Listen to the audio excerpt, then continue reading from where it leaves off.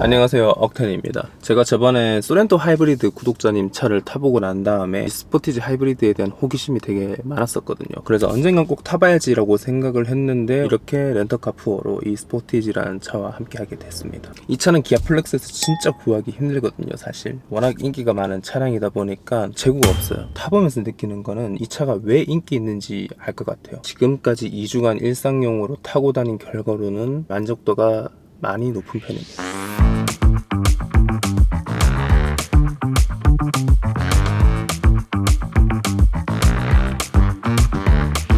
먼저 차 이야기를 하기 전에 제 성향에 대해서 한번 말씀드려보자면, 저는 기본적으로 스포츠한 승차감보다 컴포트한 승차감을 더 좋아하는 편입니다. 단적인 예를 들었을 때 7천만원대 세단을 고른다고 한다면 BMW의 5 시리즈보다는 제네시스 G80 아니면 아우디 A6를 선호를 합니다. 물론 승차감이 다가 아니기는 한데 일상용으로 타고 다닌다고 했을 때 저는 조금 부담을 주지 않는 편한 차를 좋아하는 편이거든요.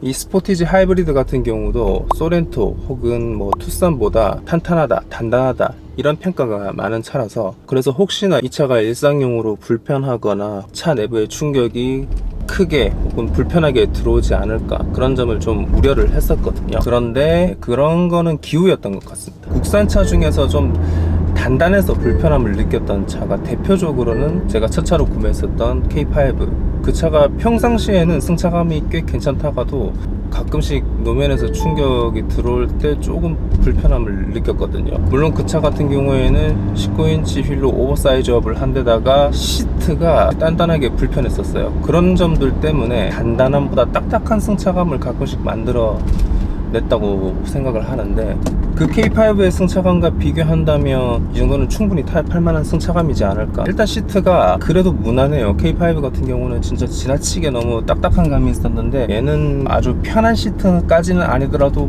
무난하단 말이에요.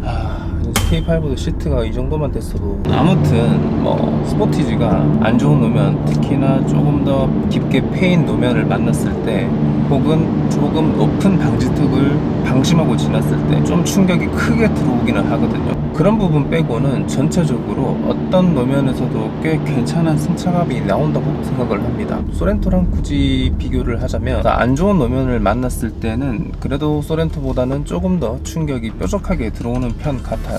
그런데 이런 승차감을 조금은 타협할 수 있고 상쇄시킬 수 있는 게 바로 이 차의 주행감인 것 같습니다.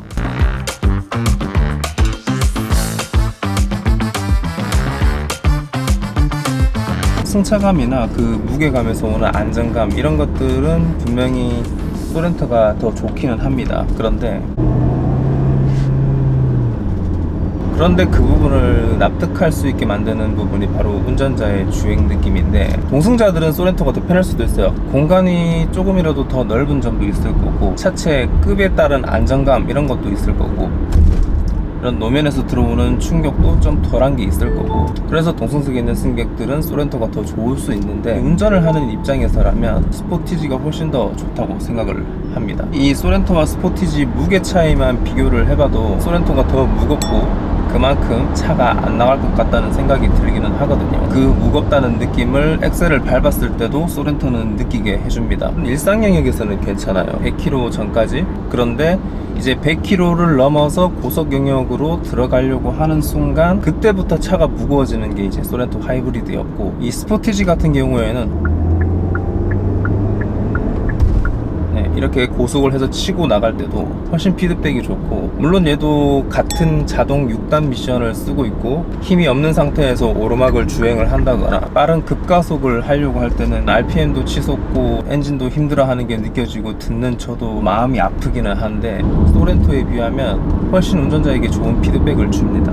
그래서 이렇게 차를 타다 보면은 밟고 싶은 차가 있고 별로 밟고 싶지 않다고 생각되는 차들이 있거든요. 이 스포티지 같은 경우에는 편하게 주행을 하다가도 가끔씩 밟고 싶다는 생각이 들 정도예요. 지금 사이즈가 이렇게 커도 준중형급으로 분리가 되고 있고, 준중형에서 오는 특유의 민첩함도 좀 살아있는 것 같거든요. 커브길을 돌아서 들어가 봐도 좀 쫀쫀한 게 느껴집니다. 물론 세단만큼의 느낌은 아닌데, 하이브리드라는 차 특성상 성능보다는 우리가 효율성에 조금 더 주목을 하잖아요. 얘가 사실 때려 밟고 다니는 차는 아니긴 한데, 기왕이면 가끔 이렇게 고속주행을 하고 싶을 때 시원하게 밟을 수 있다는 거, 운전자에게 즐거움을 주는 것도 저는 큰 장점이라고 생각을 하기 때문에 이게 스포티지의 매력이 아닌가.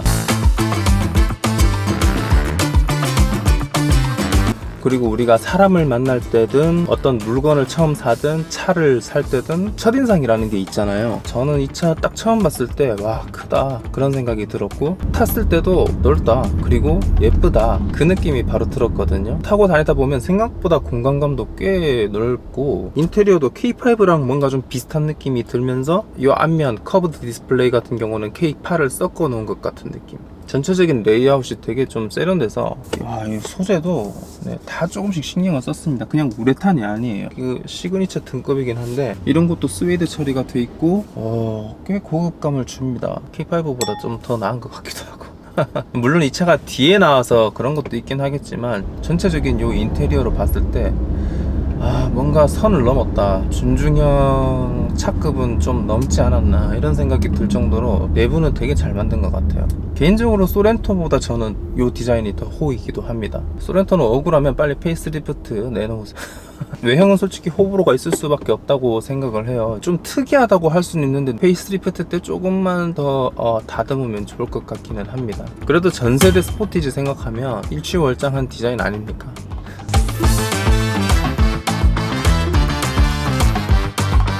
그리고 또 한 가지 좋았던 포인트는 정숙성입니다. 물론 이렇게 고속으로 달렸을 때 풍절음이나 외부 소음들 이런 거는 조금 더 잘 들릴 수 있는데, 의외로 하부 소음이 괜찮습니다. 자꾸 K5 얘기를 꺼내서 미안한데 K5가 하부 소음이 좀 있는 편이거든요. 그것 때문에 차가 조금 더 시끄럽다고 느껴지는 부분도 있고, 그런데 얘는 하부 소음이 좀 더 잘 잡힌 느낌이에요. 그래서 이상하게 조용하다는 생각이 들어요. 급에 안 맞게. 일상 영역 혹은 고속에서 이 급보다는 좀 좋은 정숙성을 보여주는 것 같아서 이런 부분이 저는 또 만족스럽더라고요.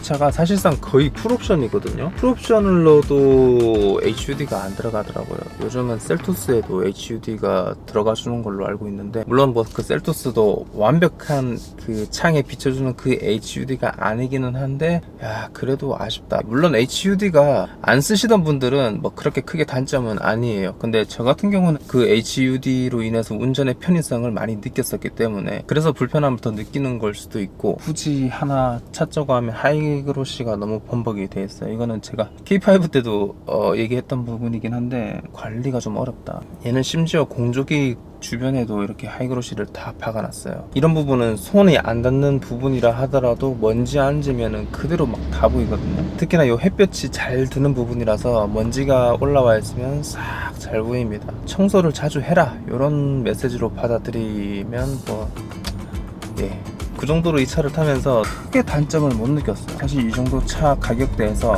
이 정도 퀄리티면 차 좋네요. 제가 세단을 좋아하다 보니까 K5가 생각이 나더라고요. 가격대가 또 비슷하기도 하고, 그리고 얘가 또 탄탄한 주행, 단단한 주행 느낌을 또 주기 때문에 K5랑 살짝 비슷한 느낌이 들기도 합니다. 비슷하기는 한데 저는 K5보다 조금 편한 느낌? 물론 K5도 18인치 휠 달고 이제 비교를 해봐야 될 것 같긴 한데, 운전 재미는 K5가 조금 더 좋고 얘는 승차감적으로 조금 더 나은 느낌. K5 다시 타봐야 되나?